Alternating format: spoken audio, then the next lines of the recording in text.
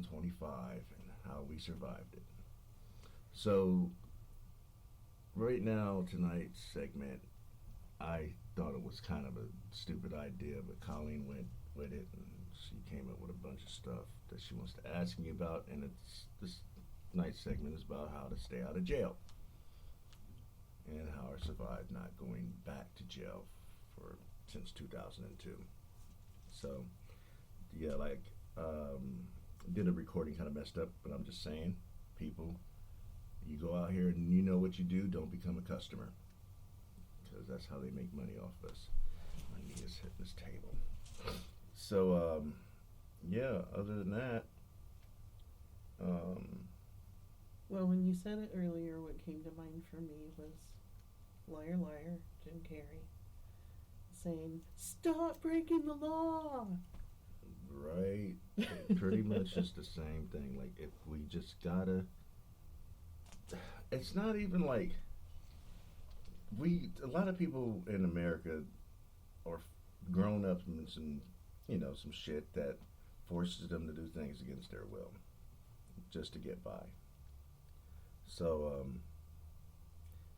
yeah, and even that, there's also mental jail. It doesn't have to be physical. Right. That was what I brought up.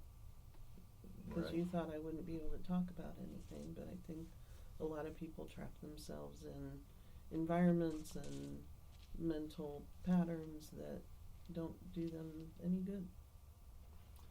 Yep, because I've done it to myself for years.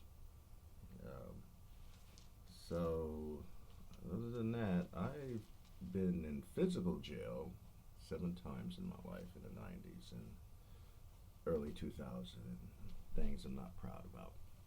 So, but, we're living in a world where damn near everything corrupts you, so I was just going with the flow. I've never been in jail. But I don't know if it's because I'm just that good or if I've just been that lucky. Everybody should go to jail once. I don't care. I think it's something it should happen to make you graduate from high school. You have to get locked up just for 2 days just to see how the system truly is. The closest I've ever come is dating a prison guard. Hey, they got health benefits. They make money. Probably should have been with him than me. You're far more interesting. I would hope not, but somehow I am. So yeah, being locked up wasn't cool. It's just a part of growing up. But not to make it a demographic thing, but we're already going to head down that line. And the majority of people that get locked up here are mostly blacks, Hispanics, and some white folks. And it's all across the board. I know when I've been locked up, I never hardly saw Asians in there. I mean, it's disproportionate, I think. Yeah, didn't see a lot of Asians in there. Thank goodness, though, I haven't been to prison. I've been in what we call Supermax here in Columbus, Ohio. It's called Franklin County Corrections Center. It's FCC. It's going to be on your blues or your oranges, and that's Jackson Pike Workhouse. And when people get locked up there, jeez. Somebody's got a muffler. Right. Welcome to the west side of Columbus. So, we just know that I totally lost train of thought. You were talking about Jackson Pike? Yeah, Jackson Pike, Supermax. You go there, you're waiting to go to prison because that's like sleepaway camp. Other than that, you're in a pod full of 30 men and everybody got metal bunks. Not everybody. It's mostly like half of the population, and the rest are sleeping on cots on the floor. And it was awesome. I had a friend who went to It jail. wasn't awesome, I might add. And I heard the sarcasm. I'm sure they understand. I hope they do. I had a friend who went to jail. I forget exactly for what, But I do remember she would tell stories about how they would make slippers out of maxi pads, and they would crush crayons up to do eyeliner and things, and like they were super creative. It makes you become creative. Like the first time I got locked up, that was like in '97, and that I think it was over passing bad check. Somehow they got me on the passing bad check. It was just weird, and so I had to sit down for a week. And the first time I got in there, I got my first phone call. I'm inside of the pod. I'm crying. I'm 17. I'm crying. I'm bawling tears. No, I was 18 at that time. So, calling my grandmother, bawling tears. But this is when the time was where TVs weren't locked in big metal sheds mounted to the wall. So you had like control over it, but no control over it all. And definitely, oh, we got to add on. Oh boy, we're trying to make it cozy in here. So this is the time when TVs were plugged into the wall, so you actually had access to the plug while the TV was mounted above the wall. And they were fiending for cigarettes in there. So what they would do is take a pencil, because they don't give, no, they do give pencils out, but back then they used to take pencils and break them in half, take the lead out of the pencil, put a piece, like make a rope of toilet paper and put it in the middle of the pencil lead piece that they got. So and then they would half unplug the TV and stick the pencil lead in between the prongs to light it on fire, so they could light up Bible paper rolled orange peelings, because they were nicking that bad. Does that taste anything like a cigarette? They took, no, not the rind, the inside, all the white, Okay. So that's what they were rolling up in Bible papers. But does it taste like a cigarette? I don't know. I You didn't. never tried? No, I didn't try it. The white folks was doing that shit, like the hardcore old Willie Nelson looking dudes. So I'm like, that's amazing. So, like, how many times do you get electrocuted to figure that out? You don't get electrocuted because you're holding the piece of lead from, like, toilet paper twine, and what it does, it ignites, and it flares it makes a fire, so they can light, because it can't have a lighter in there at all.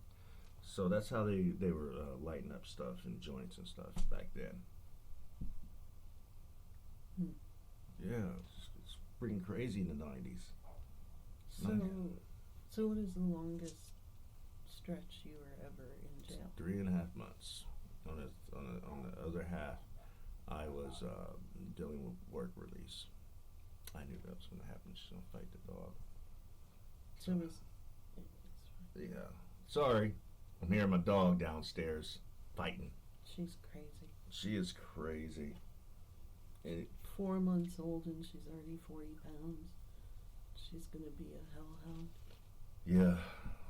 Don't get a pit bull German Shepherd mix. They're nuts. Anyways.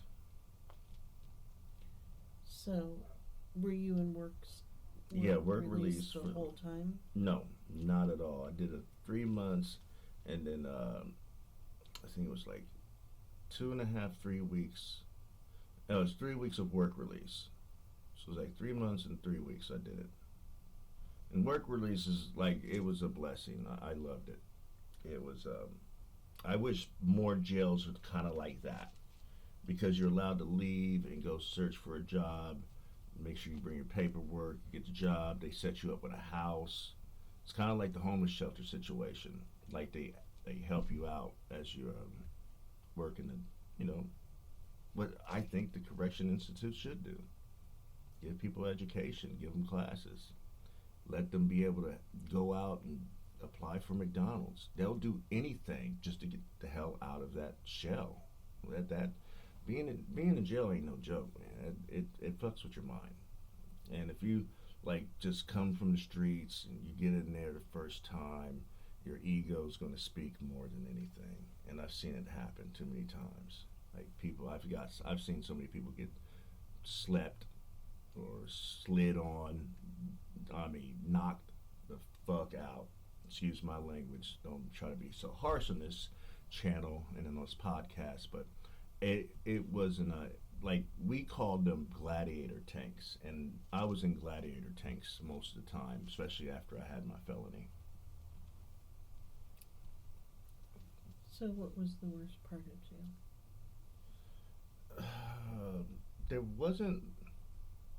It wasn't really any. There weren't no worst parts about it. It's just you had to know how to be humble.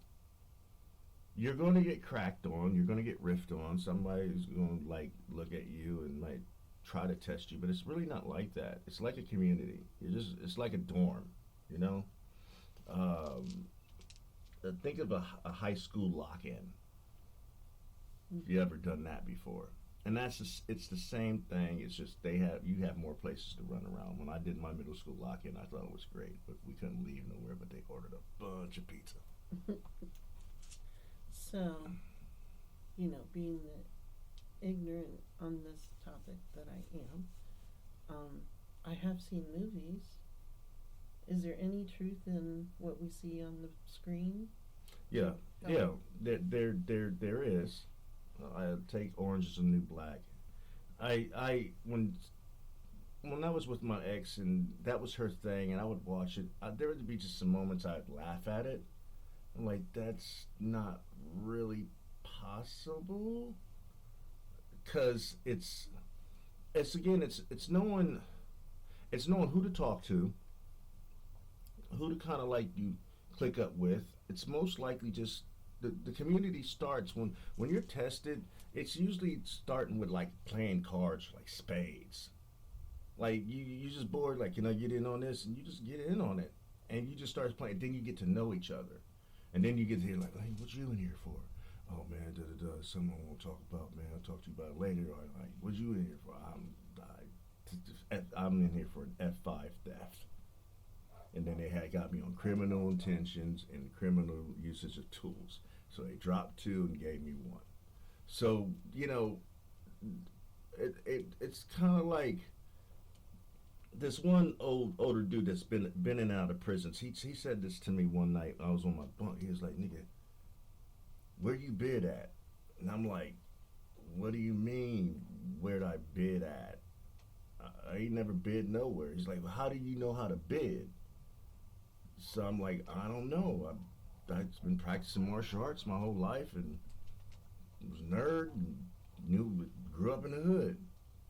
He's like, no, nigga, what prison were you incarcerated in? I'm like, I ain't never been to prison in my life. So it's a state of mind of how to control yourself. And especially, like, there's different understandings. Like, there's a lot of institutions that have the separated cells and then everybody go into population, right? So not me having experience of having to deal being in prison, but living in a supermax type of dormitory that the workhouse is in Columbus, Ohio. Nobody wants to be in there because it's a lot worse. Everybody's on top of each other. So an argument could break out about the phone usage, or an argument could break out about somebody offending somebody, even if they're playing cards, or if somebody's stealing somebody's commissary. So, and as soon as the blood spills in that one little place, and you're in this box with 28 dudes, and that blood hits, it becomes a freaking frenzy throughout the whole day, and everybody is fighting each other or trying to find a reason to fight. So yeah, it's kind of like the movies, but it's all about zoning and just, staying who you clicked up with, or who the big homie, or who the one that makes all the jokes all the time. Like, you don't fuck with that dude, like the comedian There's always a comedian in prisons. There's always a comedian in freaking county lockups. Always. So that's why it wasn't that bad, because everybody was having something funny to say, or they're just doing some weird dance. Or I had my dude Mason that I was teaching martial arts to while I was locked up with him, and he could sound like Prince on a he talked about, he's like, man, all my sisters love me when I sing Prince, because we so bored because we don't hear live music except from the TV. And he would start singing like Prince and start singing Prince songs, and all you there's a huddle of niggas. Excuse my language, a huddle, and we all smiling. But so it wasn't that bad. Kind of wasn't that good either. But it's just about, because I've had arguments with people. I've been threatened while I was locked up, and I knew how to stay in my lane and just stick to reading books. So that was my escape. And if it wasn't TV at night, it was just I was always reading a book. So that's what kept me going. So you mentioned Orange is the New Black. And one of the scenes that I remember very vividly was, and I forget the blonde's name, but it was probably season 2 or 3, maybe 4. But she had gotten out to go to a funeral or something. Yeah. And she's sitting at her parents' house, surrounded by all of these boxes. And she said, why did I think I needed all this stuff? And that just stuck with me, because it's like, we don't, we've got so much stuff, right? I know I do, you do. I feel like everybody I know has stuff, and we need a mini mansion. Yeah, we do. We probably fill it up too. I think we don't know how to live without it, or it's difficult to live without the stuff once you have it. Yep. So, people. One thing that I've been watching, especially since this whole pandemic and everybody's getting crazier and can't handle themselves socially and civilly, just when a person has never been locked up before and they get pulled over, and then there's this fight or flight risk thing that happens in their head, and you should see how many, especially my people, or even just Karens, white girls. As a Karen can be anybody, guy, black, white, don't matter. They something triggers in their brain like they're gonna lose it all. And first time it happened to me, I thought the same thing, but I knew that I didn't kill nobody, so I'm gonna be released eventually, even if I can't post bail. But that's what happens, and especially the young black man that's been killed by taking off from the police, the girl here, and the Kroger that got shot, I think in Blendon Township, when she stole a bottle of liquor, and the cop was like trying to get her to get out the car, and she basically tried to run him over, and he ended up killing her, and she was pregnant.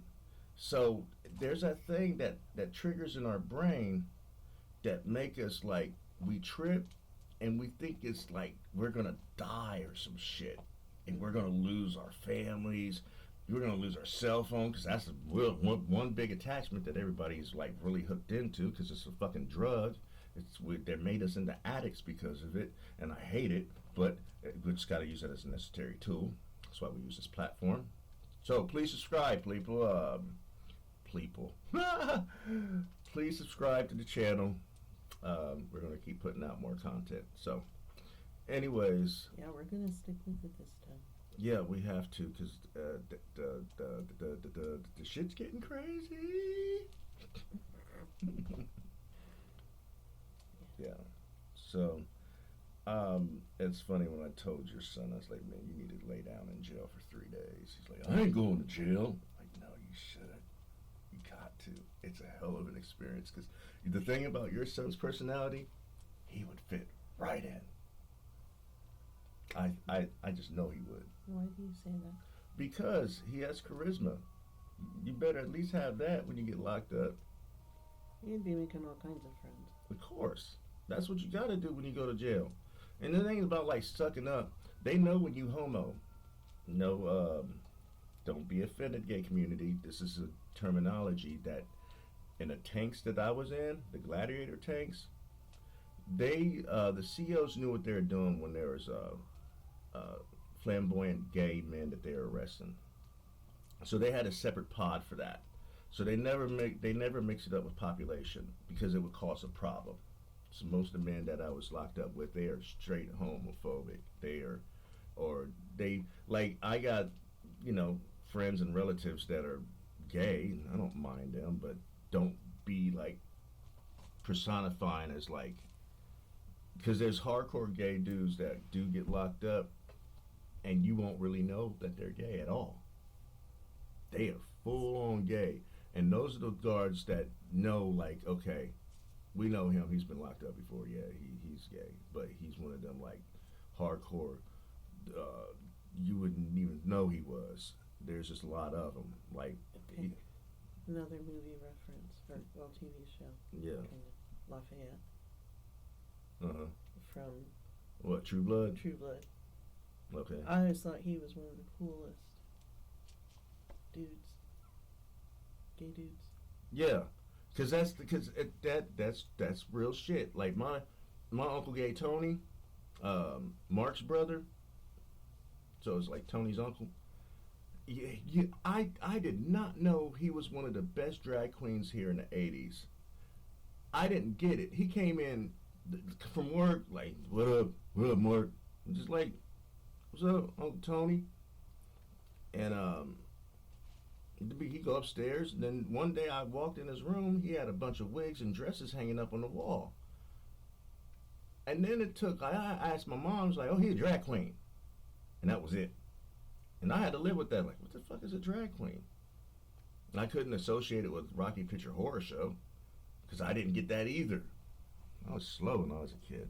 So anyways, it didn't affect me. And it shouldn't affect anybody in population.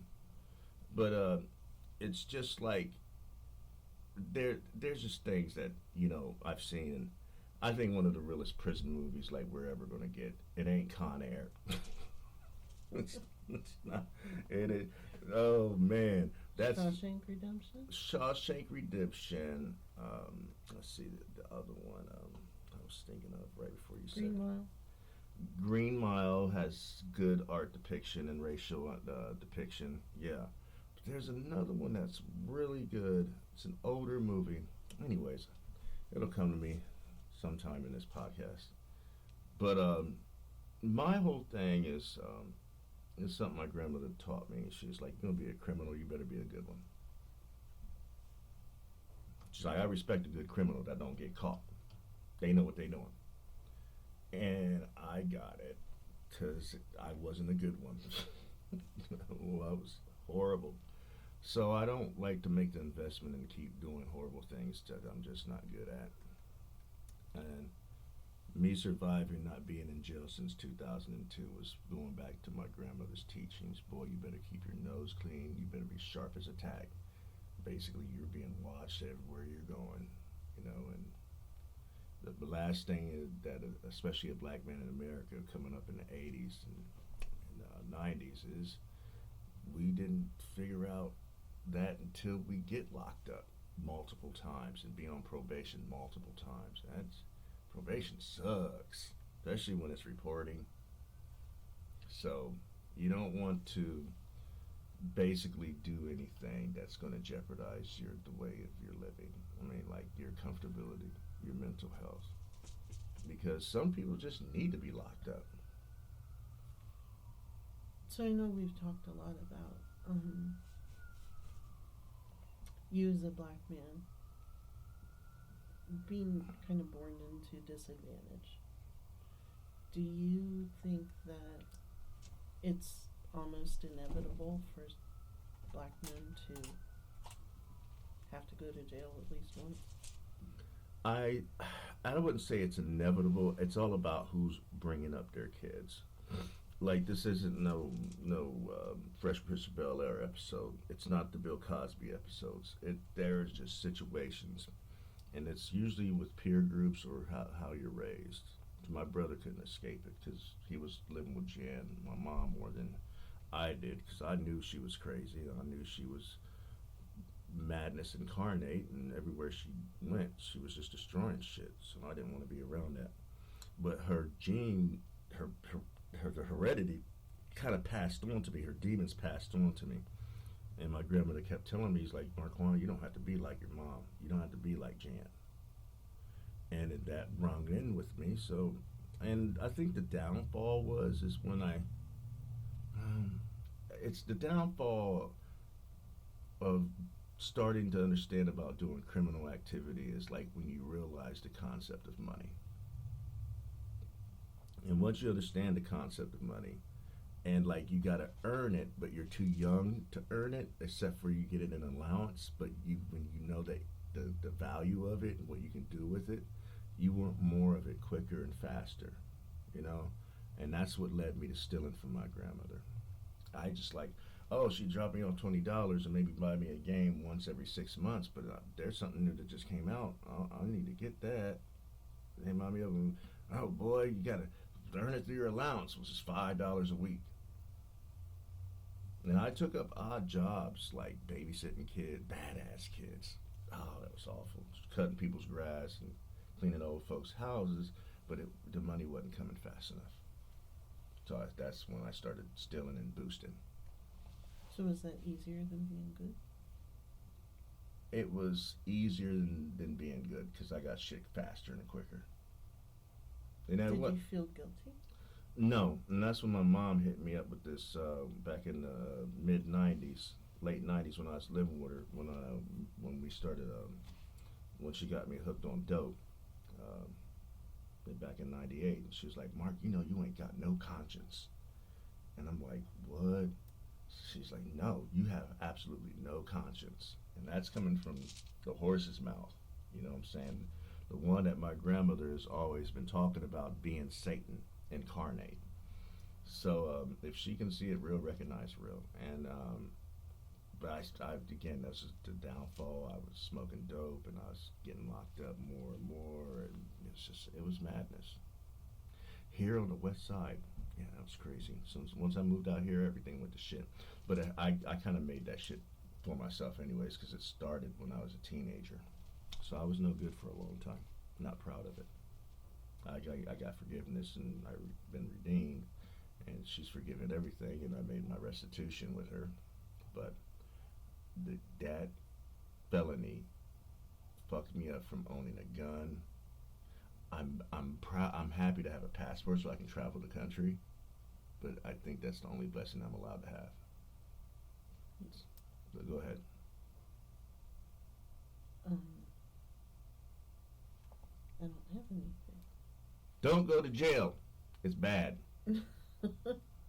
It's enlightening, but I think everybody should have an experience, at least a couple nights in jail. If you got a DUI, and if you think you're entitled and you're privileged, you might get your ass kicked because you probably never had your ass kicked by your own parents your whole life. So yeah, it's a mental and could be a physical ass kicking. But my mom got thrown in jail. Huh? My mom got thrown in jail a couple times. What'd she get thrown in jail for? One was protests at Kent State University. Oh, I could see that. For the Vietnam War, police action. Are we allowed to call it a war now? I don't know. Anyway, the other was on their honeymoon. My mom was driving, and she was a little bit of a lead foot, and she came up, the way they would tell the story, she came up over the hill, and there was a state trooper at the bottom of the hill, and he was waving his arms for her to come over, and she flew by him, and sorry, a little exuberant there. She flew by him, and she spent the night in jail, waiting for the judge to come in the next morning. Yep, get your arraignment. Yep. Luckily she didn't get indicted, because when you get indicted, there's a saying in jail, or prison. Well, prison is after. So there's a saying in jail when you're in a county lockup, you're getting arraigned, and then you go plead.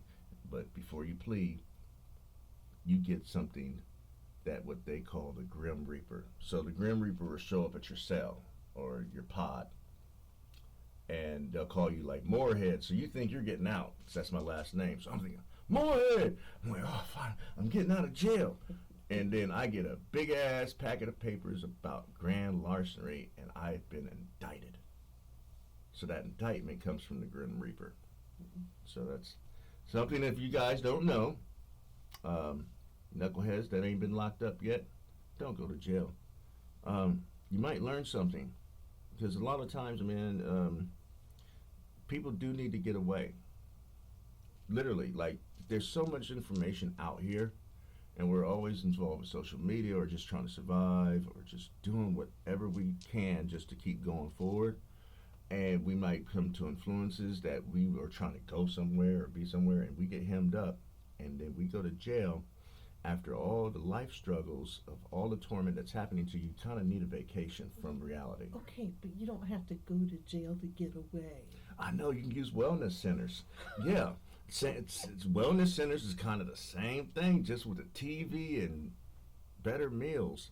But you could take a tent and go to a campground.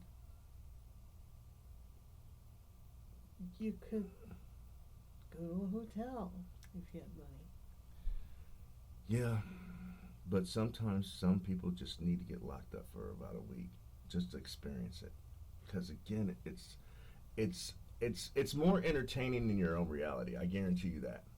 I guarantee you that it'll be so much more entertaining. You'll just be like, oh, it's like school now. I'm back in school, and it's forever days until I get plea deal or get bailed out, or get a dismissal or time served, which everybody wants that.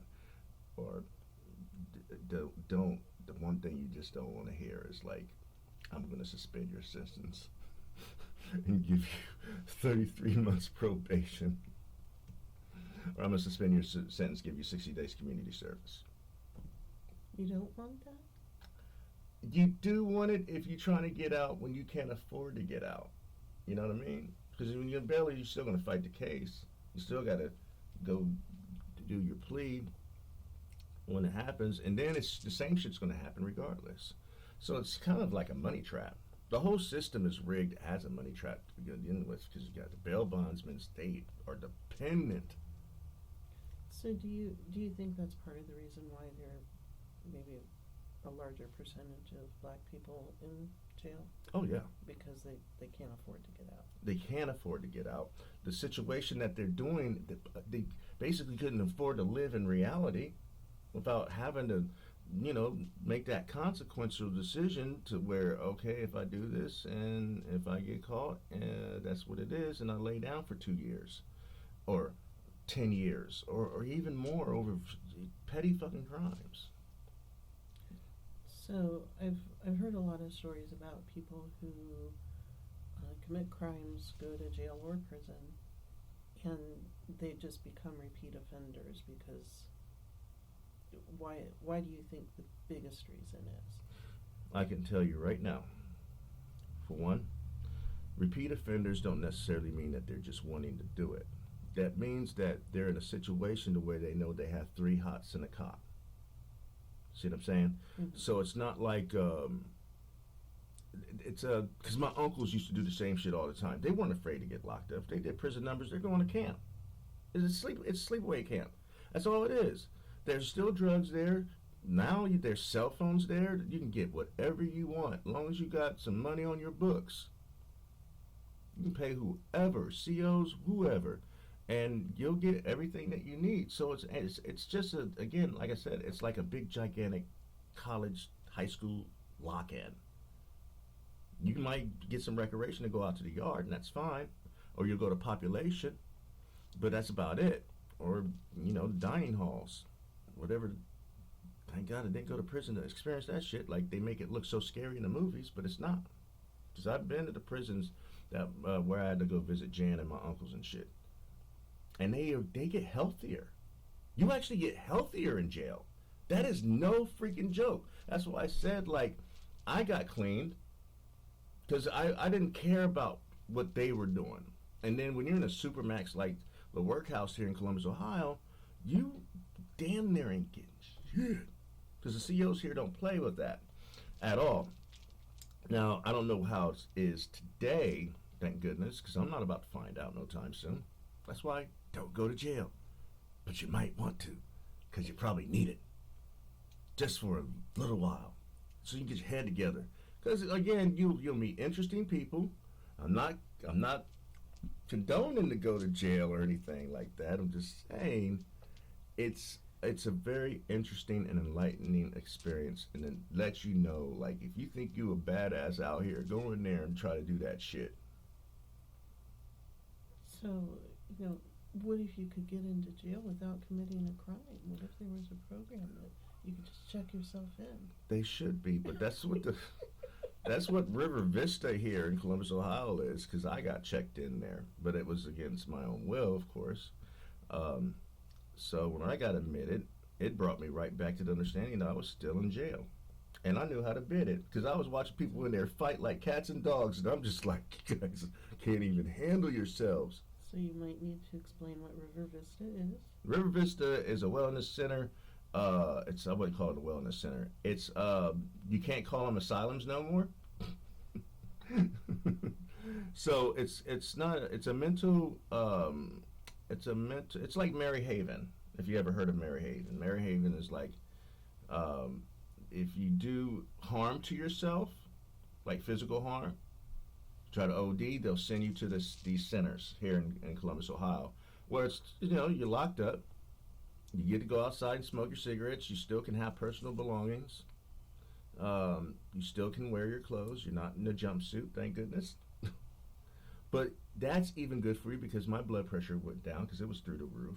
And in 5 days that I was there, my vital signs are so much better. But jail still does the same thing if you don't make stress amongst yourself, try to test the field with your, because again, I seen hot boys come in and I seen them get beat the fuck up, thinking they can bring that hood shit to the tank. You can't do that. See, I'd just be a lousy criminal.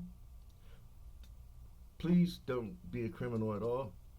I mean, the best way to do it, maybe, I'm not suggesting this, just do it right. Like my grandmother said, if you're going to be a criminal, just do it right.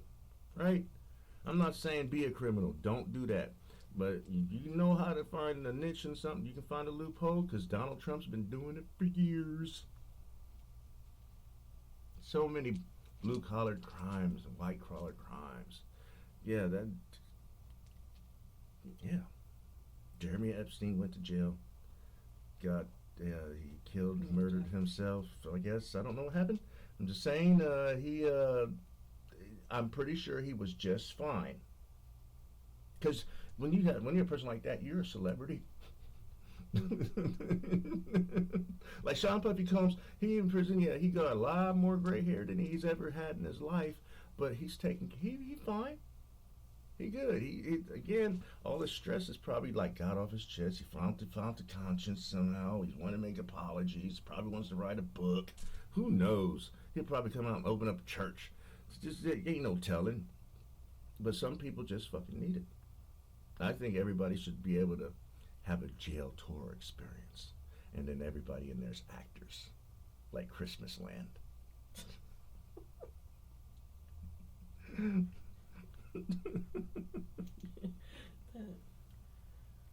I watched a Hallmark show the other night, Marquan Moorehead, and it was about Christmas Land, and the whole town was acting.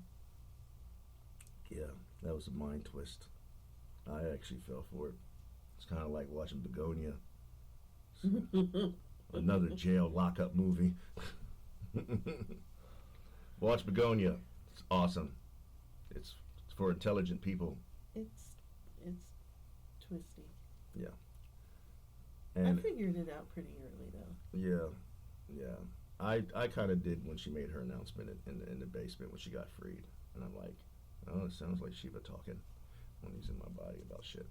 Mm. So, yeah, so jail. It's one of our longer episodes. I might have to split this up into two parts. I'm not sure. It's going to take a long time to render this one. I forgot my ending slogan, what I was going to say. Oh, I know what I'm going to say. Never mind. But anything else? You got something to talk about? No, if you feel like we need to wrap it up, let's wrap it up.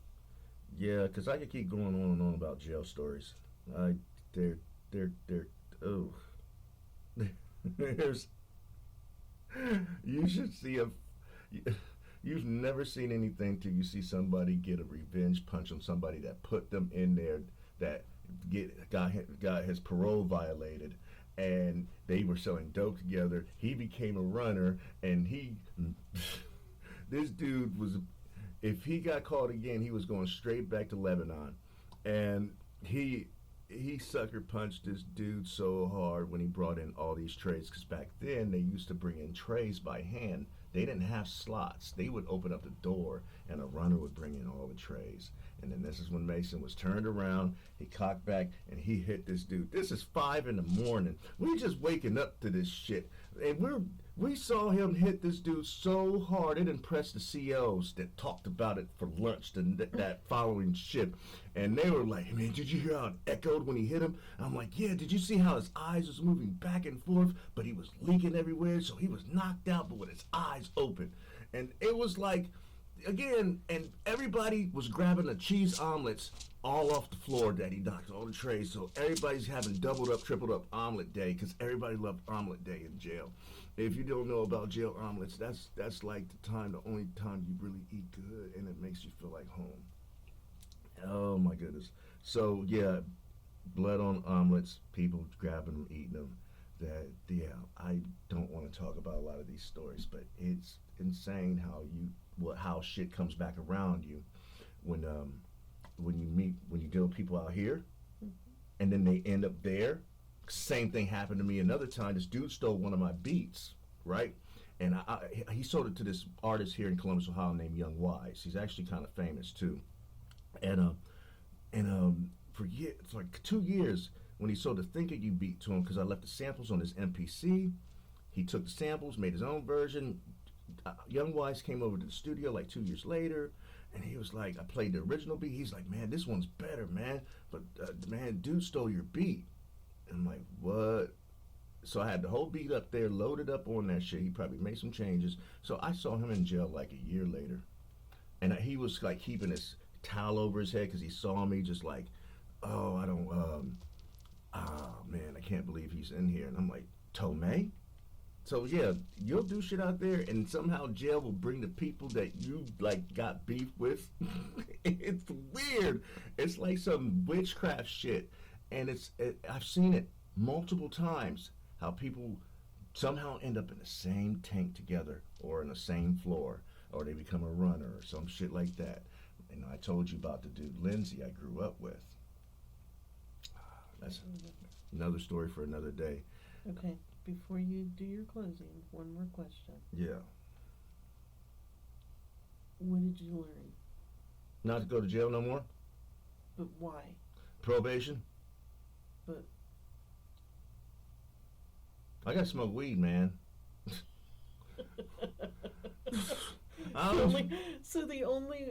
The biggest reason to stay out of jail is so you can smoke weed? Yes, ma'am. Okay. That's it. You can't smoke weed in jail unless you got a lot of money and a lot of money on your books, and you know a lot of people, and you got good connections, because it's really kind of like not the movies, but you can get weed in jail, but it ain't going to be like you want to smoke out. No, you can't go to a park and get high. You can't go out in the yard and you can get high, but you're watched, so it's fucked up. Yeah, that's why I don't go to jail. So don't go to jail, because you won't be able to smoke weed like you like. That's all it is. Pretty simple. Wrap it up, baby. All right, we're getting out of here. Take care of yourselves. Please subscribe. Hit likes down below. We appreciate it. I know we've been gone for 6 months, and it's, again, my fault.